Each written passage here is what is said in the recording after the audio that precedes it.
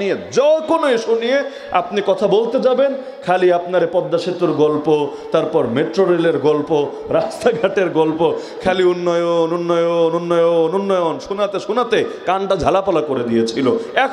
এখনো মাঝে মাঝে হালতগুলো হয়। কখনো দেখবেন সমকামিতাকে প্রমোট দিয়ে বসে, কখনো দেখবেন শহীদের রক্তের উপর ভর করে ক্ষমতায় এসে আবার নতুন করে শিরিক বেদাতের পক্ষে, আবারও সেই হারাম নিকৃষ্ট জিনিসগুলোর পক্ষে তারা নিজস্বভাবে এগুলোর পক্ষে প্রমোট দিতে থাকে। একদিকে আহতরা ছটফট করতে করতে মৃত্যুর কোলে ঢলে পড়ে, তাদেরকে ট্রিটমেন্টও দেওয়া হয় না ঠিকভাবে, দেখতেও যায় না মরার পরে, এমনকি জানাজার মধ্যে পর্যন্ত ঠিকভাবে শরিক হয় না। আরেকদিকে যেখানে প্রয়োজন না লক্ষ কোটি টাকা পর্যন্ত অপচয় করতে থাকে, ঢালতে থাকে। এগুলো নিয়েও আপনি একটা কথা বলে দেখেন, উদাহরণ হিসাবে একটা কথা বলে দেখেন, আপনারা বলবে দেশে এত উন্নতি হচ্ছে, এগুলো তোমাদের নজরে পড়ে না? উন্নতি উন্নতি উন্নতি উন্নতি উন্নতি এগুলো হয়। আমাদের সমাজে একটা ঝামেলা হয়, ওই ভালোর পিঠে করে মন্দ চাপায় দিলে প্রতিবাদ করা যায় না, তখন অনেক জটিল হয়। খালি যদি মন্দ থাকে প্রতিবাদ করাটা সহজ হয়। কিন্তু এই যে যেমন বিগত দিনে আলহামদুলিল্লাহ আর যাই হোক, ভালো হোক মন্দ হোক, এই পহেলা বৈশাখের মঙ্গল শোভাযাত্রা মাঠে মারা গেছিল, মানুষ যেত না, একদমই যেত না। বিশ্বাস হয় না? আপনি গত কয়েক বছরে 14 এপ্রিল পহেলা বৈশাখের মঙ্গল শোভাযাত্রার নামে যে শিরকি কাজ চলতো, একটু গুগলে সার্চ করে রেজাল্ট বের করেন কি পরিমাণ মানুষ যেত। আপনি দেখবেন ওই চারুকলার কিছু বিজ্ঞানী নামের অপবিজ্ঞানী, এই কলা বিজ্ঞানী কিছু বাদে আর কিছু হতুম পেঁচা আর আজে বাজে মূর্তি বাদে তেমন মানুষই নাই। হাতে গোনা 500-1000 মানুষ, তো মানুষের চাইতে পুলিশ বেশি, সাংবাদিক বেশি, ওগুলো দিয়ে মোটামুটি লোক ভরে গেছে। বাঙালি যেতই না, ব্যাপকভাবে এগুলোকে প্রত্যাখ্যান করেছিল। কিন্তু এই বছর কি হলো? লোক আগের চাইতে 10 গুণ না 100 গুণ না, এর চাইতে আরো 1000 গুণ বেশি বেড়ে গেল। কেন? এমনকি পহেলা বৈশাখের মঙ্গল শোভাযাত্রা রাখেন, যেটার নাম চেঞ্জ করে আনন্দ শোভাযাত্রা দিয়েছে, বিশাল ব্যাপার স্যাপার। আগে নাম ছিল মঙ্গল শোভাযাত্রা, এখন নাম হয়েছে আনন্দ শোভাযাত্রা। আগে নাম ছিল লাউ, এখন নাম হয়েছে কদু। আগে নাম ছিল টয়লেট, এখন নাম হয়েছে বাথরুম। তারপর হয়েছে ওয়াশরুম। আর এক 5 স্টার হোটেলে গিয়ে দেখেছিলাম নাম লেখা রেস্টরুম, বিশ্রামাগার। এখানে গিয়ে বিশ্রাম টেশ্রাম করবে। উপরে এসিও আছে, মাশাআল্লাহ, হাই কমোড এসি আছে। আবার প্রথম যেই বাথরুমটা পড়লো সিরিয়ালে, দেখলাম ভেতর থেকে গানের আওয়াজ আসছে, হয়তো ইউটিউব বা ফেসবুকে গান শুনছে, ভেতর থেকে গানের আওয়াজ আসছে। বুঝলাম আলহামদুলিল্লাহ, নামটা সার্থকতা পেয়েছে। কারণ সেই টয়লেট থেকে বাথরুম, বাথরুম থেকে ওয়াশরুম, ওয়াশরুম থেকে রেস্টরুম, তো নামের তো একটা হক আছে। নামে যখন রেস্টরুম, কিছু রেস্ট না করলে চলে, 2 দিন পর নাম বেডরুমও হয়ে যেতে পারে, আল্লাহ ভালো জানে। তো এই নাম দিয়ে আগে বলতো সুদ খায়, এখন বলে ইন্টারেস্ট নেয়। আগে বলতো মদ খায়, এখন বলে ড্রিঙ্কস করে। আগে বলতো ছেলেটা মেয়েটা হারাম রিলেশনে আছে মানে জিনায় লিপ্ত আছে, চোখের জিনা, কানের জিনা, জবানের জিনা, দিলের জিনা, সবই তো জিনা। বিয়ে বহির্ভূত সম্পর্ক মানে জিনা। এখন সুন্দর সুন্দর শব্দ বলে, ক্রাশ খেয়েছে, প্রেমের বন্ধনে আছে, ভালোবাসার সম্পর্কে আছে, রিলেশনে আছে, লিভ টুগেদার করেছে, জিনা না লিভ টুগেদার করেছে। উনি শব্দের মায়ের পেছেই হারামরে দিবে হালাল বানিয়ে। তো মঙ্গল শোভাযাত্রাই বলুক, আনন্দ শোভাযাত্রাই বলুক, বৃক্ষ তোমার নাম কি? মূর্তি তো দূর হয় নাই, গান বাজনা তো দূর হয় নাই, নারী পুরুষের ফ্রি মিক্সিং তো দূর হয় নাই, সর্বোপরি মুশরিকদের অনুসরণ তো বন্ধ হয় নাই, হিন্দুয়ানি কালচারকে সার্বজনীনতা দেওয়ার প্রচেষ্টা তো বন্ধ হয় নাই। তো বাঙালি সংস্কৃতির নামে, পুরাতন সংস্কৃতির নামে আমাদের উপর শিরকি সংস্কৃতি চাপায় দিবে। কারণ এটা তো সত্য, পেছনে ফিরে গেলে শিরিকে পাওয়া যাবে। এই বাংলা ইসলাম ঢুকেছে কবে? যদি বলেন 500 বছর আগে, 700 বছর আগে, 800 বছর আগে, 1000 বছর আগে, তাহলে এর আগে শিরিক ছিল, পৌত্তলিকতা ছিল, মূর্তি পূজা ছিল, এটা তো মানাই লাগবে। তাহলে সনাতন মানে পুরাতন হলেই যদি ভালো হয়, তাহলে তো বহুত ভণ্ডামিরও ফিরে আনতে হবে। যেমন হুক্কা খাওয়া বাঙালির কত বছরের সংস্কৃতি, বাল্যবিবাহ করা বাঙালির কয় বছরের সংস্কৃতি। বাল্যবিবাহ মানুষ কত আগ থেকে করে বাংলার দেশে, 100 বছর আগে, 200 বছর আগে, 300 বছর আগে।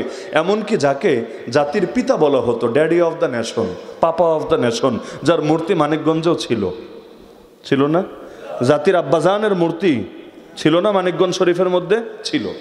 ওই যে যার মূর্তি দিয়ে গোটা দেশ সয়লাভ করানো হয়েছিল, উনিও কিন্তু বাল্যবিবাহ করেছিল, যেটা ওনার নিজের লেখা বই অসমাপ্ত আত্মজীবনের মধ্যেই আছে। তবে পুরনো হলেই যদি সেটা আঁকড়ে থাকা লাগে, এটাই যদি হয় হাজার বছরের ঐতিহ্যের দাবি, তাহলে বাল্যবিবাহের আমল ফিরে আনা হোক নতুন করে।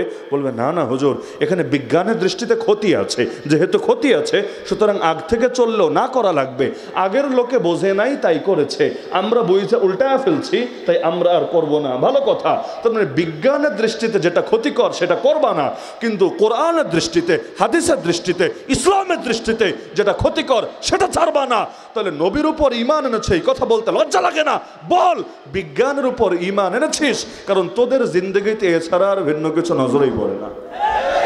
শিরিক তো শিরিকই, সেটা যে নামে আসুক না কেন।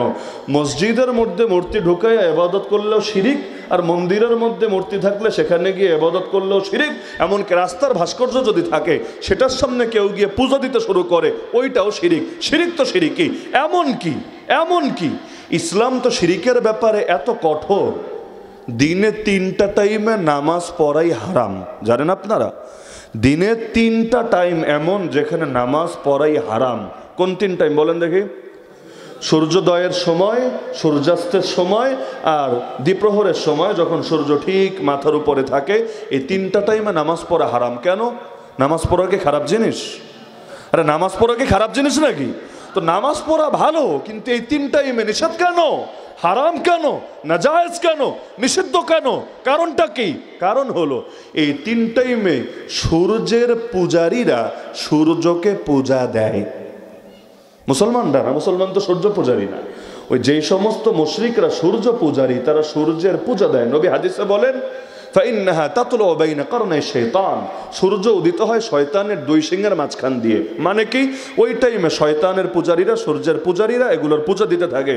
আর পূজা আল্লাহ বাদ দিয়ে যারই ইবাদত করা হোক না কেন, ওইটা দিন শেষে শয়তানের প্রাপ্য হয়ে থাকে। তাহলে এই যে 3 টাইমে সূর্য পূজারীরা সূর্যের পূজা দেয়, আপনি তো আর সূর্যের পূজা দিবেন না, আল্লাহর জন্য সেজদা দিবেন। কিন্তু ওই যে টাইমটা মিলে গেল। এখন যদিও আপনার দিলে আছে আল্লাহ, ওর দিলে আছে সূর্য, কিন্তু এই যে বাহ্যিক মিলটা, এটাও ইসলাম মেনে নেয় নাই। ইসলাম বলেছে খবরদার, এই 3 টাইমে নামাজ পড়ার অনুমতি নাই। এমন কি শুধু এক ক্ষেত্রে না, আশুরা মানে হলো 10ম দিন। মুহররম মাসের 10ম দিনটাকে আমরা সাধারণত আশুরা বলে চিনি, তাই না?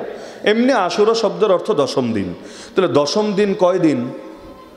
10ম দিন তো একদিনই হবে। আগের দিন তো 9ম দিন, পরের দিন তো 11তম দিন, একাদশ দিন। তাহলে ওই 10ম দিন যেটা, সেটা তো একদিনই নাকি 2 দিন? কিন্তু আশুরার রোজা কয়টা বলেন না আমাকে? আশুরার রোজা কয়টা রাখতে হয়? 2টা কেন রাখতে হয়? আগের দিন তো আশুরা না, পরের দিনও তো আশুরা না, কিন্তু নবী বললেন সুমু ইয়াউমা আশুরা ওয়া খালিফু ফীহিল ইয়াহুদ সুমু ক্বাবলাহু ইয়াওমান আও বাদাহু ইয়াওমান। আশুরার রোজা রাখবা, এবং এই আমলটা করতে গিয়ে ইহুদিদের সাথে যাতে মিলে না যায় সেটাও খেয়াল রাখবা। কিভাবে? এর আগে একদিন রোজা রাখবা অথবা পরে একদিন রোজা রাখবা। তাহলে তোমাদের রোজা হবে 2টা, ওদের রোজা হবে 1টা। ওদের সাথে তোমাদের বেমিল থাকবে, ওরা যা করবে তোমরা করবা না, তোমরা যেভাবে করবা সেভাবে ওরা করবে না। রোজা রাখা, রোজা লুডো খেলা না, জুয়া খেলা না, ফেসবুক চালানো না, সাধারণ রোজা রাখবে, ইবাদত, নেক আমল। সেটা পর্যন্ত করতে গিয়ে ইসলাম বলে দিল খবরদার, মিলে না যাতে ওদের সাথে, ওদের থেকে তোমাদের আলাদা থাকা লাগবে, তোমরা বাড়ায় দাও। ওরা যেহেতু একদিন রাখে, তোমরা বাড়ায় দাও, তাহলে ওদের থেকে আলাদা হবে। তাহলে এই হাদিসগুলো থেকে কি বুঝে আসে? আমাদের কাজগুলো বিজাতিদের সাথে মেলা উচিত নাকি আলাদা থাকা উচিত? যেমন মরার খাওন 3 দিনা, 10 দিনা, 40 দিনা, মানুষরা খাওয়ানোকে নিষেধ নাকি রে ভাই? খাওয়ালে তো সওয়াব হয় না, গুনাহ হয়। আপনারা বলেন, মানুষকে খাওয়ালে সওয়াব হয় না গুনাহ হয়? অবশ্যই সওয়াব হয়, কোনো সন্দেহ নাই। তাহলে হুজুররা না করে কেন? হুজুরদেরকে পেট নাই, তাদেরকে ক্ষুধা নাই, তাদেরকে খেতে মন চায় না, তাদেরকে পয়সা পাতে জরুরত নাই, সব আছে, তাহলে তারা না করে কেন? কারণ এই কালচারটা, আদর্শটা হুজুরদের থেকে আসে নাই, নবী সাহাবীদের থেকে আসে নাই, এসেছে ওই বিজাতীয়দের থেকে। নরেন্দ্র মোদী, অমিত শাহরা যে জাতির অনুসারী, ওই জাতির থেকে। তো এখন ভাই তুমি যে নিয়তেই করো না কেন, কিন্তু এসেছে যেহেতু ওদের থেকে, তুমিও যখন করবা এটা কিন্তু ওদের সাথেই মিলে যাচ্ছে। এটা বুঝতে তো পিএইচডি করা লাগে না, একটা স্বাভাবিক বিষয়। ওই যে বিয়ের আগে এঙ্গেজমেন্ট করেন, এঙ্গেজমেন্ট বুঝেন না, গিয়ে একটা আংটি পরায় দেয়, আরো কিছু করে, মানিকগঞ্জে নাই মনে হয় এই এঙ্গেজমেন্ট এটাও কি ইসলামের সংস্কৃতি? যদি বলেন ইসলামের সংস্কৃতি, চলেন আমরা সবাই মিলে করতে শুরু করি। যদি বলেন নবী করেছেন, আমরা করব না কেন? সাহাবীরা করেছেন, আমরা পিছায় থাকবো কেন?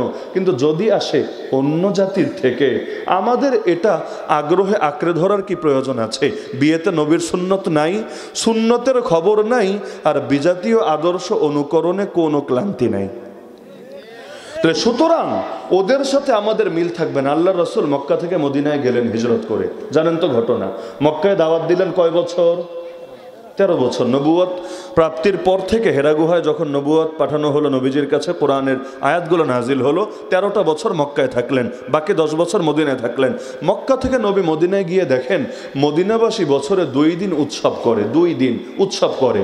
এই যেমন বাঙালি উৎসব করে, পহেলা বৈশাখে করে, আরো বিভিন্ন দিবসে করে। তো জাতীয় একটা উৎসব তো থাকে নাকি থাকে না?